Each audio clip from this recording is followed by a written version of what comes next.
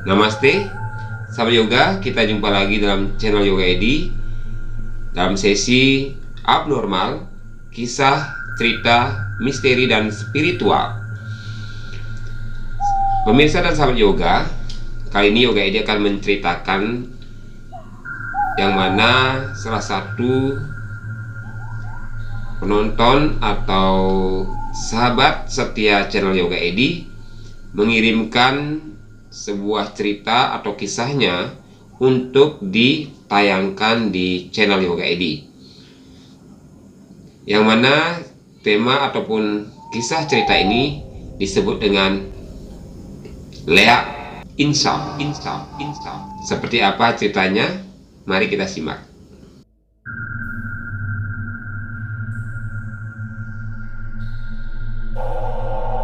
Namaste sahabat yoga dan pemirsa di rumah.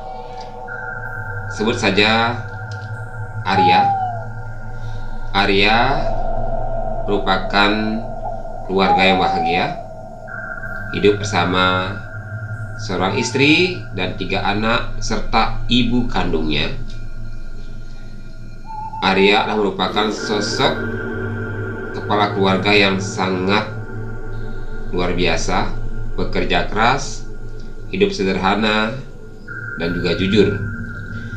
Nah, suatu ketika Arya ini sakit. Dia sudah berkali-kali datang ke rumah sakit, tetapi sakitnya tidak kunjung sembuh.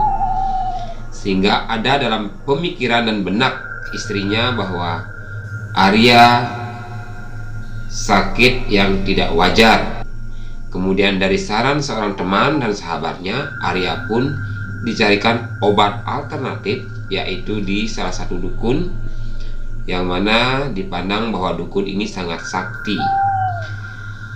Akhirnya Arya pun mau untuk datang ke dukun tersebut, kemudian diobati. Dan benar saja, dukun itu menyampaikan bahwa Arya kena santet atau guna-guna dari orang yang tidak bertanggung jawab. Karena atas saran daripada dukun ini, Arya pun mengikuti apapun yang menjadi petunjuk dukun ini. Nah, untuk saran pertama, sebelum tidur, Arya diberikan sebuah catatan khusus, kita bilang ya. Jadi sebelum tidur, Arya harus membaca catatan itu. Nah, kemudian yang menjadi sangat membuat shock, Arya ditatangi pocong. Kemudian Arya bertarung dengan pocong ini dan Arya pun menang. Ternyata itu adalah mimpi. Kemudian Arya datang kembali ke dukun tersebut, menyampaikan apa yang menjadi pengalaman dalam mimpinya.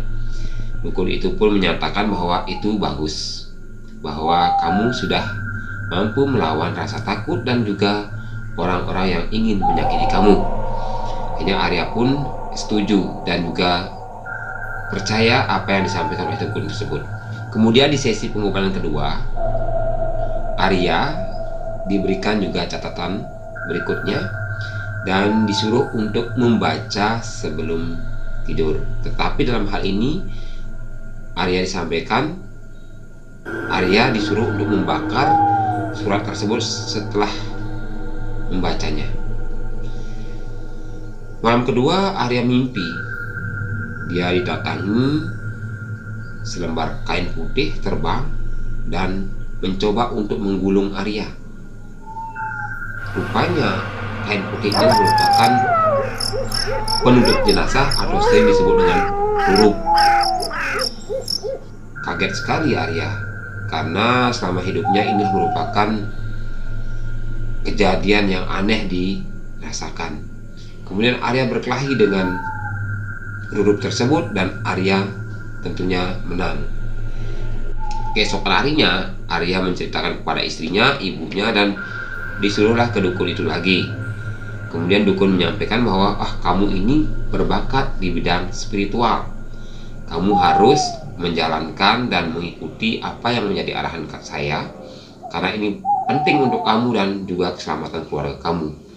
Karena dukun itu menyampaikan bahwa keselamatan keluarga, Arya pun mengikuti. Kemudian Arya diberikan ruatan, kemudian dilukat dan lain sebagainya, ada seremonialnya, dan lagi-lagi diberikan sebuah bentuk catatan untuk dibaca. Kali ini Arya mimpi yang sangat aneh, yang mana dia lari dan juga seperti terbang, loncat sana loncat sini begitu gampangnya. Nah, hanya dalam mimpi itu tidak ada hal lain atau tidak ada sesuatu yang janggal, cuma dia merasa kok ringan badannya, loncat sana loncat sini. Kemudian yang Arya temukan di dalam mimpi itu, orang-orang yang dikunjungi semua pada lari gitu. Kemudian setelah bangun, Arya pun menyampaikan kepada istrinya dan datang lagi ke dukun itu. Dukun itu menyampaikan bahwa itu reaksi daripada pelajaran yang diberikan, yang mana artinya bahwa apa yang diberikan oleh dukun itu sudah mulai aktif dalam dirinya. Nah, ngelihat lagat-lagat aneh dari Arya, tiba-tiba Arya sensitif, kemudian banyak diam, bengong, itu istrinya menjadi khawatir, begitu juga ibunya. Kemudian tanpa sepengetahuan Arya, istrinya pun mencari obat alternatif atau dukun yang baru. Nah, setelah ditanyakan dukun yang baru ini, disampaikan oleh dukun tersebut bahwa Arya mempelajari ilmu hitam. Kemudian diberikanlah sebuah serbuk yang mana bertujuan untuk memunahkan ilmu yang sudah dipelajari oleh Arya. Kemudian arahan itu pun dilakukan oleh istrinya. Nah, sesampai di rumah, semua sudah dilakukan oleh istrinya dan tinggal menunggu Arya datang dari gurunya ini atau si dukun yang pertama. Anehnya, sampai di depan pintu gerbang, Arya teriak dan memanggil istrinya. Dia mengatakan bahwa apa yang kamu tanam atau apa yang kamu sudah lakukan di rumah ini, apa yang kamu taburkan di rumah ini. Ternyata Arya itu tahu bahwa ada sesuatu di pekarangan itu, bahwa ada sesuatu yang sudah ditaburkan di halaman rumahnya oleh istrinya. Dan Arya minta bersihkan, dan sebelum bersih saya tidak mau masuk. Terpaksa istrinya pun membersihkan, menyapu, mengepel bersama ibunya. Setelah itu barulah Arya masuk dan dia diam saja, makan dan sebagainya. Dia tidak berbicara, santai, diam, jadi pendiam gitu. Ya, istrinya semakin was-was gitu. Nah, malam itu dilihatlah Arya jam 12 malam itu membaca apa yang sudah diberikan oleh dukun itu sendiri, yang tadinya sudah menjadi gurunya ini ya. Kemudian Arya tidak berbicara apa-apa sama istrinya, hanya dia diam dan diam. Nah, keesokan harinya Arya pergi ke rumah temannya. Nah, dia membawa ikat pinggang yang sudah diberikan oleh gurunya itu, yang mana gurunya menyampaikan kalau kamu pergi jauh kemanapun, gunakan sabuk ini agar gunakan ikat pinggang ini agar kamu selamat dan kamu terlindungi. Benar saja, di suatu tempat yang mana daerah tersebut sangat terpencil ya, kemudian masih banyak pohon dan sebagainya, pohon-pohon besar. Arya merasa sedikit khawatir, takutnya ada sesuatu yang di luar dugaan dia atau hal yang berbahaya untuk dia. Kemudian Arya menggunakan sabuk itu. Nah, setelah menggunakan sabuk itu, ya, kawannya yang diajak tadi tidak mengenali dia. Kawannya lari terbirit-birit kaget. Arya berpikir, ada apa? Saya biasa-biasa aja, orang ini kenapa lari gitu. Dia pun ikut lari, dikira bahwa ada hal yang lain yang ditakuti oleh temannya. Ternyata dia mengejar temannya, temannya juga lari terus terpontang-panting. Akhirnya mereka terpisah. Nah, Arya pun datang ke rumah warga. Entah kenapa dan apa yang menarik Arya ke sana, karena dia mencium aroma harum dan membuat dia tidak bisa lari dari tempat itu atau pergi dari tempat itu. Arya masuk dan menengok dari jendela. Ternyata ada orang yang sedang akan melahirkan, dan di mana di situ sudah ada dukun beranak, suaminya, dan juga seorang pemangku atau pendeta. Nah, tiba-tiba Arya ini ada niat untuk masuk dan ikut di dalam proses persalinan itu. Ini si pendeta curiga karena bayinya tidak mau lahir-lahir.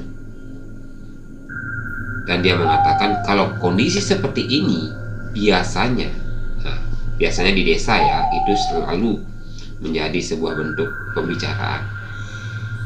Pasti ada liak di sekitar ini. Padahal Arya pun mendengar kata-kata pendeta ini dan dia tidak mau bergeming dari tempat itu, hanya melihat kelahiran bayi itu sendiri yang keluar masuk sampai air ketubannya habis. Nah, akhirnya pemangku ini atau pendeta ini lari ke tempat suci, kemudian mohon tirta amerta. Kemudian sampai di tempat prosesi bersalin ini, pemangku atau pendeta ini langsung memercikan di sekitar ini, dan kenalah si Arya. Arya ini sendiri langsung pingsan. Dia merasa seolah-olah dia dijatuhi oleh kumpulan pohon atau kumpulan buah kelapa di kepalanya, dan dia merasa sangat sakit dan pingsan. Setelah itu lah sadar, ya beberapa waktu kemudian setelah sadar, bayi itu sudah lahir. Dan entah apa menyebabkan Arya lari loncat dari jendela, karena rupanya pada saat dia di sana semua tidak bisa melihat dia. Dia sudah berubah menjadi sesuatu yang menyeramkan gitu. Akhirnya dia menyampaikan semua itu kepada gurunya. Gurunya bilang, wah itu tidak apa-apa, itu pengalaman yang mana bahwa apa yang aku berikan kepadamu itu sudah mulai aktif gitu. Sambil berpikir, Arya pun sempat bengong, tapi ya udahlah gitu, karena dia percaya sama gurunya. Gurunya kembali memberikan sebuah ajaran, dan Arya kembali membaca dan juga menyimak dengan baik. Dan tepat jam 12 kembali, ya jam 12 malam, istrinya melihat bagaimana, karena istrinya sudah gelisah, dia selalu memantau suaminya. Nah, setelah tidur, istrinya entah apa yang sudah dipelajari oleh Arya, dia pun ikut tidur. Nah, di dalam tidurnya ini ya, rupanya Arya itu mengalami sensasi. Dia mimpi terbang. Di dalam mimpinya itu dia melihat di bawah ini ada berbagai macam buah-buahan. Ada pohon pisang atau buah pisang, ada dia melihat semangka, ada dia melihat durian, ada dia melihat nangka. Nah, si Arya ini sangat doyan sekali makan nangka.